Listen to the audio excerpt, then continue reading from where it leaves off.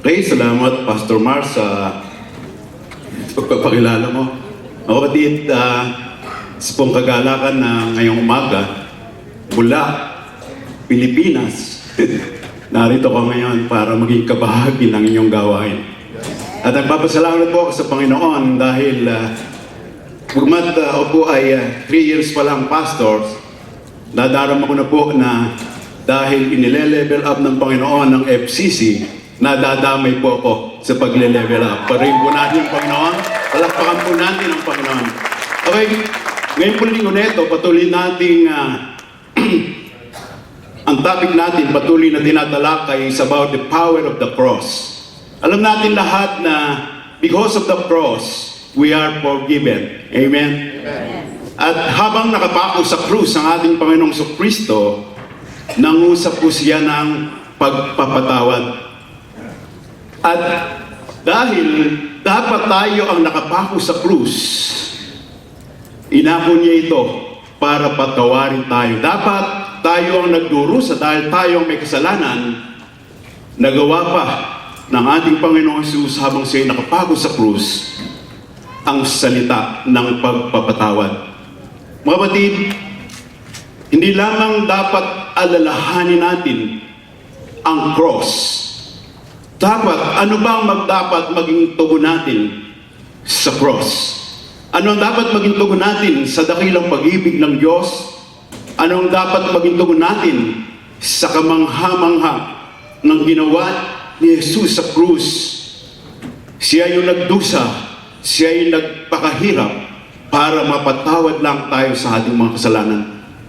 Sabi po ng John 3:16, kaya na lang ang pag-ibig ng Diyos sa sanlibutan, ibinigay niya ang kanyang kaisa-isang anak upang ang sumampalataya sa kanya ay hindi mapahamak, kundi magkaroon ng buhay na walang hanggan. Napakadakilang pag-ibig ng Diyos, napakadakilang pagpapakasakit ng Diyos, subalit, ano ba ang tugon natin sa ginawa ni Jesus sa krus ng Kalbaryo?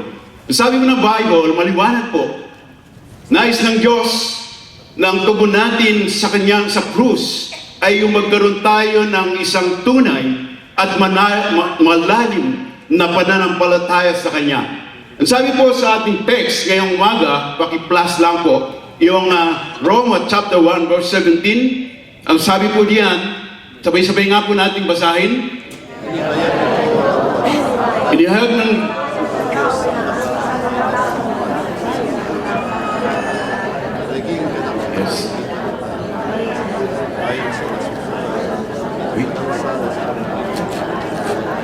okay, sabi po riyan, ang pagpawalansala ng Diyos ay hinihayag mula sa ating pananampalataya at nagiging ganap sa ating pananampalataya. Maliwanag din po sabi niyan, the righteous must live by faith. Mga kapatid, sa umagang ito, ang session ko po sa inyo is all about faith. Yung pong tunay na pagtitiwala at tunay na pananampalataya sa Diyos. Alam po niyo mga kapatid, if you apply this in your life, you will bring this into the next level. Kapag ang tunay na pananampalataya ay nakikita sa ating buhay, dito po nagkakaroon ng kapangyarihan ng krus. Dito nagkakaroon ng kapangyarihan ng ginawa ni Kristo sa ating buhay. Sa pamamagitan po ng pananampalataya, madadama natin ang tunay na kapangyarihan ng Diyos. Kaya po sa umagang ito, napakahalaga. Ano ba ang dapat nating maging tugon sa krus? Yung pagpapakahirap ni Kristo na ginawa sa bundok ng Kalbaryo. Kaya mga kapatid, mangyayari lamang po raw sa atin, madarama lamang natin ang tunay na kapangyarihan ng cross if we live by faith and put faith into action. Kasi maliwanag po ang sabi ng banal na kasulatan sa James 2:17, na sabi riyan, faith without accompanied action is dead. Sabi rin po sa Hebrews 11:6, without faith, we cannot please God. So napakahalaga po na namamangha ang Diyos sa ating pananampalataya. Sa Bible, meron pong isang istorya doon kung paano namangha ang Diyos sa pananampalataya ng isang tao. At alam ko, ang iba po sa inyo rito, nabasa na ang story ito. Sabi po sa kwento, may isang centurion lumapit at sinabi kay Jesus, Lord, may sakit po yung anak ko. Pwede po ba pagalingin mo? Sabi ni Lord, let's go, puntahan natin. Pero ano sabi ng centurion, Lord, hindi na kailangan pumunta ka. Sabihin mo lamang, gagaling na ang anak ko. So nakita po natin, ganun ang pagkamangha ni Lord. Namangha siya, na-please siya sa sinabi ng centurion. At ganun lang daw siya nakakita ng ganung pananampalataya. So ibig sabihin pala, kapag na-please natin ng Lord sa ating pananampalataya, gagawa at ikilos ang Lord sa ating mga buhay. Bakit? Kasi pag na-please natin siya, hindi mapipigilan ang pagkilos ng Diyos sa ating iglesia. At ako'y nagagalak, to God be the glory, damandama ko po ang presensya ng Diyos sa iglesyang ito. Nadadama ko po na ang inyong pananampalataya, kaya dapat pagpatuloy po natin ito, sapagkat lahat ng tao na dinadala natin dito, magkakaroon din po ng malalim na pananampalataya kay Jesus. At kapag nagkaroon sila ng malalim na pananampalataya kay Jesus, tiyak, ang iglesyang ito magiging mega church. Palakpakan po natin yung Panginoon. Kaya dapat lagi, everyday, lagi pinakikita natin yung malaking pananampalataya kay Jesus. Kasi kung dito lamang sa loob ng church makikita yung ating aktibong pananampalataya, hindi rin po mapapakilos natin ang Diyos. Dapat, paglabas natin ng church, starting Monday to Saturday, dapat namamangha ang Diyos sa aktibo nating pananampalataya. Kahit tayo busy-busy sa ating mga trabaho, nakikita ba yung ating aktibo sa pag-personal devotion? Active ba tayo lagi once a week dumadalo ng ating mga cell group? At higit sa lahat, active ba tayo sa winning soul and make disciple? Alam po ninyo, the greatest profession na ibinigay sa atin ng Diyos, yung winning soul and make disciple. Bagamat may kanya-kanya tayong profession, may kanya-kanya tayong trabaho, ang tunay po nating identity, we are the disciple of Christ. As a disciple of Christ, dapat nag-win soul and make disciple po tayo. Kasi sabi ng Bible, maliwanag po sinabi niya, faith comes from hearing and hearing by the Word of God. Kaya sa pananampalataya, ibunga ng pakikinig at makakapinig lamang kung may mga ngaral patungkol sa salita ng Diyos. So maliwanag dito na hindi pala po pwede na hindi tayo nagbabasa ng Bible dahil hindi tayo makakakuha, hindi tayo makakarinig ng Word. Kaya po, ang faith daw ay lumalago kasi sa kababasa natin ng Bible, sa kakapunta natin ng cell group, at higit sa lahat, sa kakapunta natin ng Sunday worship service. So pag hindi po tayo nagpe-personal devotion, hindi tayo nagsa-cell group, hindi tayo nagsa-Sunday service, paanong lalago, paanong magiging active ang ating mga faith? So wala tayong naririnig na message, hindi tayo magamit ng Panginoon. Our faith is dead. So napakalaga na kakibat ng paglago natin sa pananampalataya, naroon na ang aktibo natin sa 4 greatest meeting of the Lord. Napakalaga rito sa isang mananampalataya na ginagawa natin yung 4 greatest meetings of the Lord. Ano ba yung 4 greatest meetings ng Lord? Una, personal devotion, cell group, worship, service, and process. So napakalaga po ito kasi ang pananampalataya bunga ng pakikinig. Eh kung wala tayong maririnig na word, saan tayo kukuha? Saan tayo at paano tayo gagamitin ni Lord sa pagsishare ng gospel? Kaya nga maraming mga mananampalataya hindi nagle-level up dahil kulang sa 4 greatest meetings of the Lord. Kaya nga mga kapatid, dapat consistent po tayo sa paggawa ng mga personal devotion. So kapag ganito po ang ginawa natin, sabi ng Bible, tiyak, lalago ang ating pananampalataya. Sabi po ng Bible, walang problema kay Lord. Si Lord ay nagre-reward, si Lord ay nagbibigay ng gantimpala. Sino ang bibigyan ng gantimpala ng Panginoon? Yung mga nagde-develop ng faith sa kanilang puso. Yan ang i-reward ni Lord. Okay, sino sa atin ngayon ang nagde-develop ng faith? Taas ang kamay. Okay, amen? So, ibig sabihin, maraming mga Kristiyano, malapit na sa reward, bumibigay pa. Sabihin niyo, tingnan mo nga yung katabi mo. Sabihin mo sa katabi mo, huwag kang bibigay, malapit na ang reward mo. Amen. Okay. Puntahan po natin ngayon yung Marcos chapter 2 verse 1 to 12. Dito po, habang binabasa po natin ito, makikita natin yung actual na pangyayari kung paano gumawa si Jesus sa buhay ng 4 na tao at ng paralitiko. Dito po, makikita natin kung gaano kalaki ang nakita ni Jesus na pananampalataya sa mga taong ito at pwede po natin itong i-apply sa ating mga buhay. Okay, so una po, babasahin ko muna yung chapter 5, babalikan ko po yung 1 to 4.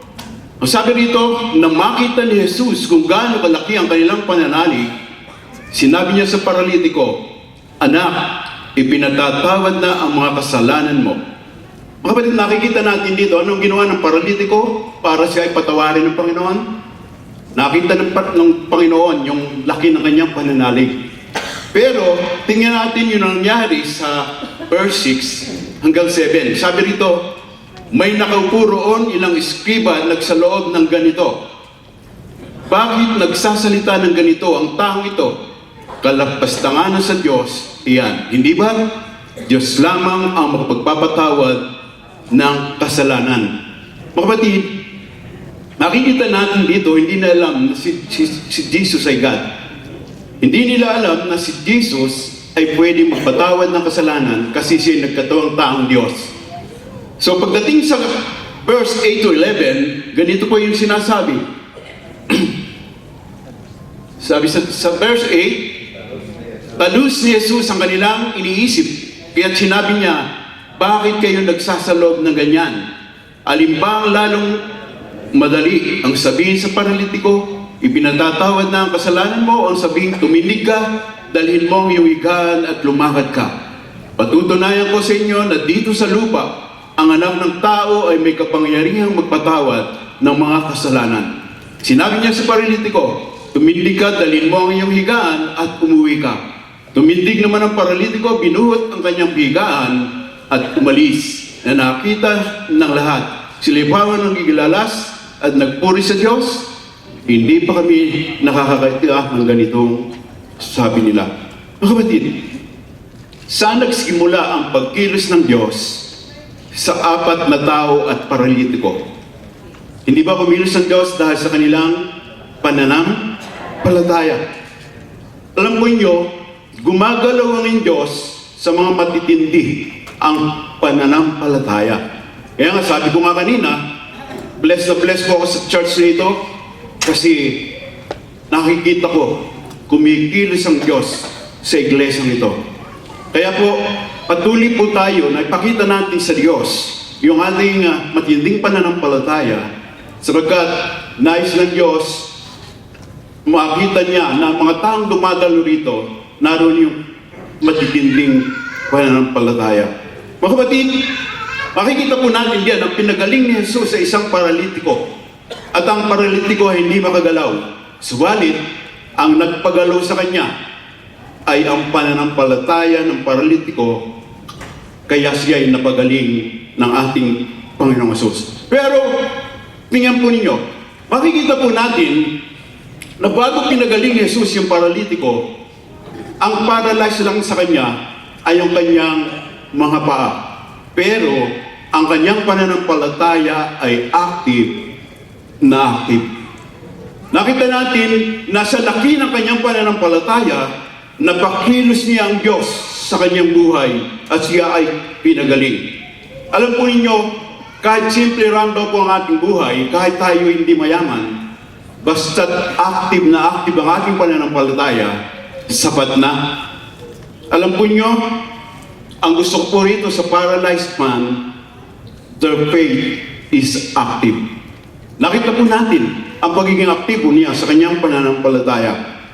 Mga kapatid, maraming Kristiyano, bakit hindi nagle-level up? Kasi hindi po makita yung pagiging active sa kanilang faith. Mapakahalaga po na yung faith natin ay talagang nakikita. Gumagalaw ang faith natin, nakikita sa ating mga gawa. Balagyan po natin yung verse 1 to 4. Sabi riyan, bumalik si Jesus sa Capernaum pagkalipas ng ilang araw at kumalat ang balitang siya ay nasa kanyang tahanan. Kaya nagkatipon ng mga maraming tao, ano pa't wala nang matayuan kahit sa labas ng pintuan. Samantalang nangangaral si Jesus, may dinalang isang paralitikong dala ng apat na katao. Hindi nito mailapit kay Jesus dahil sa dami ng tao, kaya't pinakbak nila ang bubong sa tapat niya at inugos ang paralitiko na karatay sa kanyang higaan. So makikita po natin yung apat nagkaisa para dalhin kay Jesus yung paralitiko. Nabalitaan nila na si Jesus ay nagpapagaling ng mga may sakit. Nabalitaan nila na si Jesus ay yung bulag nakakita, yung pilay nakalakad. Kaya po, dinuntahan nila yung paralyzed man dahil siguro nakaawa sila dito. Gusto nila makalakad. Kaya sinabi sa paralyzed man, halika, dadalhin kita kay Jesus. Anong sabi ng paralyzed man? Sige, dalhin niyo ako. Dahil gusto ko talagang mapagaling ng Panginoong Jesus. So, makikita po natin dito, yung apat nagkaisa para dalhin kay Kristo, yung paralitiko. Pero, nakita rin po natin kung paano kumilos si Jesus sa mga taong ito. Sabi nung apat, sabi niya, dalhin natin yung taong ito dahil para makita mo ang himala ni Kristo. So, pumunta po sila, at sabi ng Bible, nakarating sila kay Jesus. Pero, nung dumating sila roon, nakita nila, punong-puno ito ng tao. Ito yung problema nila, hindi sila makalapit kay Jesus. Sinabi nila sa paralitiko, marami punong-puno ng tao, hindi tayo makalapit. Sabi ng paralitiko, paano yan? Hindi na ba ako makakalapit kay Jesus para magaling? Hindi. Kung mag-alala, gagawa tayo ng paraan. Ano sabi ng isang lalaki, saan tayo gagawa ng paraan? Punong-puno. Meron akong naisip na paraan. Tingnan mo sa itaas.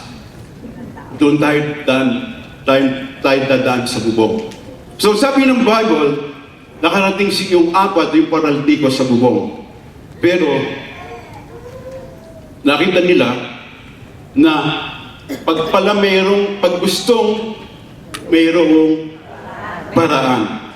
Okay, tingnan po natin, ano ang ginawa ng pananampalataya base sa binasa nating talata? According to this passage, what does faith do to us? Okay, number 1, faith unite us. Pinagkakaisa raw po tayo ng pananampalataya. So, alam po ninyo, alam po nangangarap ang iglesia nito, ang FCC, na magkaroon ng building para doon na gawin ang pagsamba sa Panginoon. Alam po ninyo, kung ang buong FCC ay magkakaisa sa pananampalataya, magkakaroon ng manifestation number 1, unity. So, ibig sabihin, because faith produces submission and unity. And also, faith produces oneness and togetherness. According to this passage, na makita ni Jesus ang malaking pananampalataya ng apat na lalaki at ng Pariseo, sila ay nagkaisa. Why?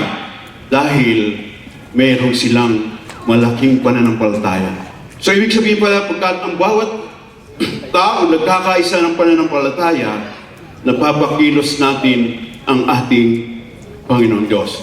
Mga batid, sino ang kaisa rito ng inyong pastor, ng inyong mga leaders pananampalataya, ng church na ito ay patuloy na lalago, patuloy na mag-multiply, at magiging mega church? Taas ang kamay. Palakpakan po natin ang Panginoon. Alam po ninyo, kung tayo nagkakaisa sa vision, nagkakaisa sa purpose, nagkakaisa sa goal, tiyak, walang makapag-iligil, walang makapipigil sa paglago ng iglesia. Kaya nga, patuloy po tayo magkaisa, patuloy nating itaas ang Panginoon sa lugar na ito, at pag ito po yung nangyari, magugulat pa tayo, patuloy na lalago ang FCC. Dahil naniniwala po ko, pag mayroong unity, mayroong anointing. Naniniwala rin po ako, pagka may unity, mayroong blessing. Ibe-bless ng Lord ng FCC, ibe-bless ng Lord ang buong FCC family. Palakpakan po natin ang Panginoon. Kaya ulitin ko po, faith produces unity and submission. So ibig sabihin, pagka ang bawat isa sa atin willing to unite, willing to submit, mapapakilos po ng Diyos yung ating pananampalataya. Tandaan po natin, para patuloy na lumago ang ating iglesia, we have to unite, we have to submit. Una sa Panginoon, mag-submit po tayo sa ating mga leader. Okay, pangalawa po, kung ano nagagawa ng pananampalataya sa atin, faith makes us, number 2, faith makes you unstoppable. Ibig sabihin po, sa pamamagitan ng pananampalataya, hindi tayo mapipigilan para maisagwa natin ang vision ng ating Panginoon. Makikita natin dito sa ating talatang binasa, makikita po natin kung paano kumilos ang Diyos sa mga taong ito. Di ba nakita nila punong-puno ng mga tao? Pumunta sila sa harapan ng pinto, hindi sila makapasok. Sinubukan nila sa kaliwa, sinubukan nila sa kanan, pumunta sila sa likod, hindi rin sila makapasok. Ang tanong, nag-stop po ba sila? Minto ba sila? Hindi. Gumawa sila ng paraan. Anong ginawa nilang paraan? Umakyat ng bubong, nagbakbak ng bubong. So, ibig sabihin na may pag gusto nila, na gusto nilang magawa yung nais nila, sa gusto nila na madala ang paralitiko kay Jesus, hindi po sila napigilan sa paggawa ng paraan. Sa pagseserve po natin sa Lord, pag gusto natin, may paraan. Pag ayaw, may dahilan. So, ibig sabihin, kapag daw po gusto natin lumago ang ating self-group, gagawa tayo ng paraan. Alam niyo, pagka meron kang faith, hindi ka mapipigilan. Ang faith po, ang gagawa sa iyo para gumawa ng mga paraan. Sa trabaho, maraming gusto masenso, pero konting problema lang, sumusuko na. Ayoko na. Mahirap pala rito. Balik mo na lang ikaw sa Pilipinas. Cell group, pagka naka-encounter ng problema, umaayaw agad. Diba? Konting problema, ayoko na. Mahirap pala mag-alaga ng tao. Pero mga kapatid, tandaan po natin, if we have faith, hindi tayo mapipigilan para gumawa ng paraan para mag-level up ang ating mga cell group. Okay? Alam niyo po, yung mga problema, tayo bilang mga Kristiyano, we are not problem-free. We are not worry-free. We are not trouble-free. Pero sa pamagitan po nito, ang mga problema na ito, dito natetest yung ating pananampalataya. Di ba, ang ginto, paano malaman kung tunay na ginto? Saan pinararaan? Di ba pinararaan sa apoy? Tayo po, pinararaan din tayo sa apoy ng problema, pinararaan tayo sa apoy ng pagsubok, kung talagang malaman, kung genuine talaga yung ating mga pananampalataya. So hindi po porket may problema, aayawan na tayo, titigil na tayo. Kapag may problema, alam po nyo, faith lang ang katapat. Because your faith will make you unstoppable. Amen? Palapakan po natin ang ating Panginoon.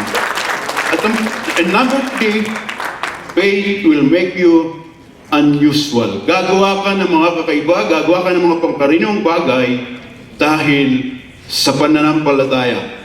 Alam po ninyo, yung pagpapatawad is an unusual act. Mahirap po yan.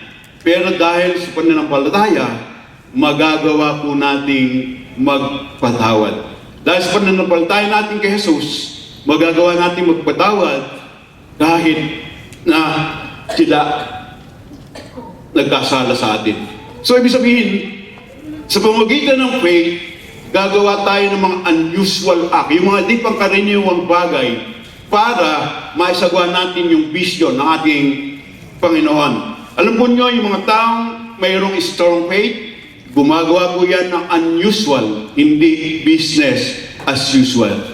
Mga kapatid, alam nyo kung yung iba, alam nyo yung mga hindi umasenso, gumagawa yan as usual. Pero tandaan po natin, gumawa tayo ng mga unusual act, aasenso po yung ating mga buhay. Yung cell group na hindi lumalago, hindi gumagawa. Ang ginagawa, puro usual. Ano yung usual? Yung sila-sila lang gusto nakikita, ayaw mag-imbita. Pero, pag gumawa tayo ng mga unusual act, sa cell group natin, mag-iimbita tayo, tiyak, lalago ang ating church. Alam po ba niyo, ang nagpapasigla sa ating cell group ay yung mga bagong mananampalataya? Di ba? Kasi kung tayo-tayo lang nakikita, malaunan, ang titingnan natin yung kahinaan ng isa't isa. Pero kung may mga bagong dumadalo sa cell group, nagpapalakas at nagpapasigla po ito ng ating paglilingkod sa ating Panginoon. Kaya nga kung gusto po natin umangat ang ating buhay, masenso ang ating buhay, kailangan gumawa tayo ng mga di pangkaraniwang bagay. Kung gusto natin umangat ng ating mga cell group, gagawa tayo ng mga unusual strategy, gagawa tayo ng mga unusual event para lumago ang ating mga cell group. Tingnan po natin balikan natin yung 4 na tao na may dala sa paralitiko. Anong ginawa nila sa kagustuhan nilang madala kay Kristo? Yung paralyzed man. Anong ginawa nila? Gumakyat sa bubong. Yung pag-akyat mo sa bubong, unusual act yan. Kasi, ang natural na daanan, hindi mo ba?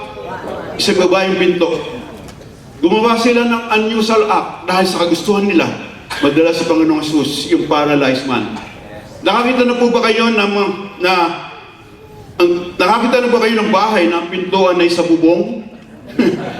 Wala pa pong bahay na ang pinto ay sa bubong. Pero, by means of faith, they can open a new door when there is a problem. Kapag daw po meron tayo hindi ang ating pananampalataya, makapagbubukas tayo ng daan, makapaggagawa tayo ng paraan para yung vision ni Lord ay ating maisakatuparan. So kung gusto niyo dumaguro po, mag-multiply ang ating mga cell group, gagawa tayo ng mga unusual thing. Gagawa tayo ng mga unusual event, gagawa tayo ng mga unusual strategy. So ibig sabihin, maging yung ating faith, kung gusto natin lumago, dapat gagawa tayo ng mga unusual thing. Hindi as usual. Ano ba yung as usual, Pastor? Yung andito ka lang ang linggo, pagdating ng Sabado, Lunes hanggang Sabado, wala kang ginagawa sa iyong pananampalataya. Ano ba yung unusual na mga bagay na dapat gawin? Yung kung lagi nakababad tayo sa presensya ng Panginoon. Kahit anong busy tayo, dapat meron tayong panahon sa pagbabasa ng Bible, may panahon tayo sa pananalangin, may panahon tayo makipag-fellowship sa ating mga kapatid at magkaroon ng fellowship sa ibang tao. Kapag ito po, ang gagawin natin, tiyak, magle-level up yung ating mga faith, magle-level up yung ating mga servo. Okay, yung pong mga paralyzed man nito, ay yung mga tao nito, titingnan po natin, kasi pare, nung araw na yun, pumunta sila ron, maaari sinabihan sila ng mga ibang tao, bukas na lang ay kakayo bumalik, agahan na lang ninyo, para kayo yung mauna. Pero dahil sa kanilang faith, hindi po sila mapigilan, kapatid. Anong ginawa nila? Sabi nila, siguro maaari sinabi nila, no way man. Sabi niya, gusto ko madala ang taong ito kay Kristo. Kapag gustong-gusto natin madala ang isang tao kay Kristo, gagawa tayo ng mga unusual act. Gagawa tayo ng paraan para madala siya kay Kristo. Mahirap, gusto natin makapagdala kay Kristo, pero nakalulungkot, wala tayong ginagawa. Kaya pagkaraw po tayo may faith, gagawa tayo talaga ng paraan. Okay, sino po dito ang gusto magtagumpay sa kanyang ministry? Sino po? Okay?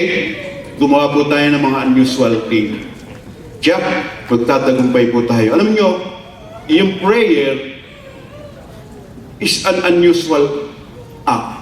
Yung pananalangin, dapat daw po maging daily attitude natin yung pag-pray. Pag-pray natin yung ating pamilya, pag-pray natin yung ating church, pag-pray natin yung ating mga circle. Kapag ginagawa raw po natin ito, because prayer is an unusual act po. Kapag ginagawa natin ito, pinag-pray natin yung ating pamilya lagi, pinag-pray natin yung ating church, yung ating circle, hindi po mapipigilan ito ang paglago. Kaya, sabi nga, dapat matuto po tayo na gumawa ng mga unusual things. Okay, number 4, ito po yung ating last. Sabi po rito, faith will make you do risky things. Ano po yung risky na ginawa ng 4 na tao at ng paralitiko? Yung bakbakin nilang bubong, risky po yan. Diba? Kasi hindi naman kanila yung bubong. Hindi naman kanila. Kung dumarating yung may-ari, may dalang itak. May dalang baril.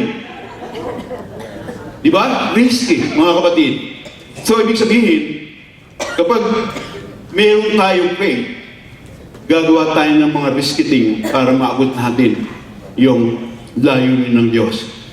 Na-imagine ko po, nung yung 4 na tao at paralyzed ay nasa bubong, siguro marahil sabi ng paralyzed man, bakit tayo hindi narito sa bubong? Uwi na lang tayo. Sabi ng 4, huwag kang makialam, wala ka namang magagawa. Makinig ka lang. Gusto namin madala ka kay Jesus. Kaya huwag kang makialam. Siguro, sabi ng paralyzed, tayo nasa bubong, nagbabakbak tayo ng bubong. Kayo, pag dumating yung may-ari, maaari kayong tumalon at makatakbo. Ano sabi? Hindi ako makakatakbo. So risky, hindi ba risky talaga? Risky yung kanilang ginawa. Kayo makakatakbo. Pag may baril yun, tsak na ako mababaril. Kayo makakatakbo. Diba? So mga badil, ano ang ibig kong palabara ito? So ibig sabihin, kapag talaga gusto natin na maabot yung vision, Lord, may gagawa tayo ng mga risky. Pag may faith tayo, gusto natin maabot yung layunin ni Lord, gagawa tayo ng risky thing. Pero tanong po, yung ba ginawa nila, gumaling ba yung paralitiko? Yes. So, tama po yung kanilang ginawa, di ba? So, ibig sabihin, mangyayari ang gusto nating mangyari sa ating buhay kapag tayo ay gagawa ng mga bagay na ganito. Okay. Sabi nga po, mga batid, para mag-level up, maging yung ating mga personal life, ang ating mga ministry, ang ating mga cell group, sabi po dito, begin to do unusual things. Sabi niya, you take the risk because God is a rewarder who earnestly seek. Alam niyo, sa umagang ito, gusto ko po, kung gusto ninyo na may magandang gawin ng Diyos sa buhay niyo, magtiwala raw po tayo sa Diyos. Sabi nga, dapat manampalataya tayo ng lubos sa ating Panginoon. Ano po ang sabi ng Bible? Ang sabi rito, when Jesus saw their way, nang makita ni Jesus ang kanilang pananampalataya, alam po ba niyo kung ano nangyari sa mga taong ito? Anong sabi ng Panginoon? Grabe, mapakatindi ng mga tao ito. Sa kagustuhan lang makalapit sa akin, nagpakpak ng bubong. Umakyat sa bubong. Sabi ni Lord, ang hirap ng pinagdaanan ng mga taong ito. Pero, kahit ganun ang nangyari, hindi po sila minto. Okay mga kapatid, hindi ko alam ang kalalagayan ng inyong faith ngayon. Ang liwanag po, ano sabi dito, kahit anuman yung mga pinagdadaanan natin ngayon, huwag po tayong hihinto sa pagsiserve kay Lord.